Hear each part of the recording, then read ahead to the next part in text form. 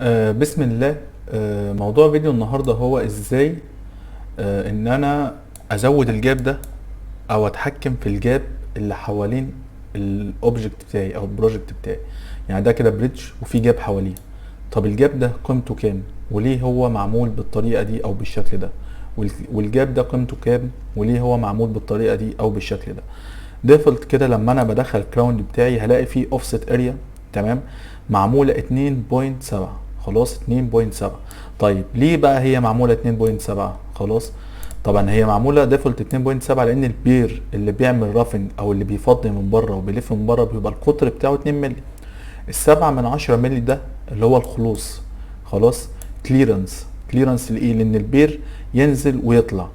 الى جانب ان الكراون ده بيبقى ليه انسيرشن دايركشن او البريدج ده بيبقى ليه انسيرشن دايركشن. ممكن الانسيرشن بتاعه ده يبقى مايل. خلاص، الميل بقى اللي هو ايه 30 درجه او 35 درجه اللي هو متظبط عليه الديزاين اصلا في الاكسوكاد. خلاص، فالجاب ده بيبقى 2.7. ليه؟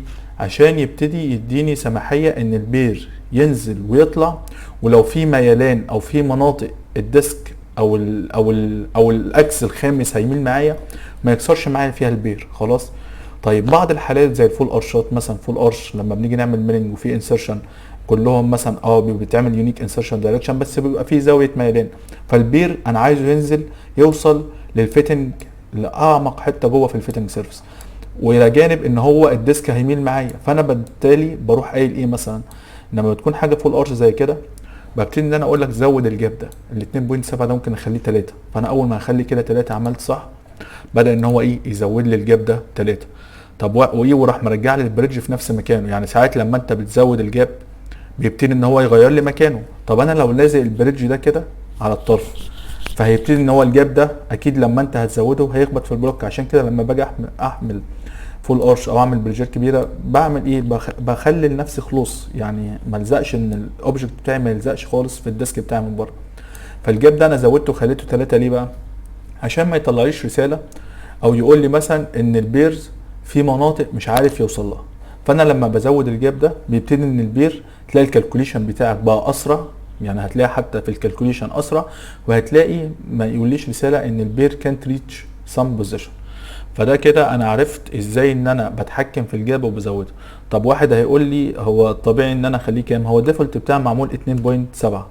طبعا في ناس عايزه تخلي الاتنين دي 2. خلاص، هو يعني هو عايز يخليها 2 عشان يبتدي ان هو يقلل على قد ما يقدر في البلوك. طبعا احنا كده ما عملناش خلوص او مساحه ان البير يخش ويطلع براحته، وهتلاقي الكالكوليشن اصلا بيطول معاك، وهتلاقي في مشاكل ممكن تطلع لك، ولو ظبطت معاك في اوبجكت او بروجكت مش هتظبط معاك في بقيه الفايلز. فاحنا نريح البير ونريح المكنه ونخلي الكالكوليشن يخلص بسرعه وسموث ومفيش اي مشكله. بان الديفولت بتاع 2.7 بخليه 2.7. في بعض الحاجات بتلاقي بتوصل ل 3 و3.1، وفي ناس شغاله ان هي تعمل 2.4 و2.5. المهم ان انا ما اوصلش خالص للليميت بتاع الاثنين ده. وكل ما هزود الجاب على فكره كل ما هلاقي الكالكوليشن بقى بيسرع معايا، وكل ما خليت المكنه بديها سماحيه انها تتحكم بسهوله وتوصل للفايل اللي هي عايزاه. وفي حاجه تانية ان انا لما بحط الفايل كده في نص المكنه، خلاص، طبعا ده السنتر بتاع البلوكه، فمهما انت تميل يمين او شمال مش هيبقى مأثر معايا في البير، والبير هنا بيتحكم بسهوله.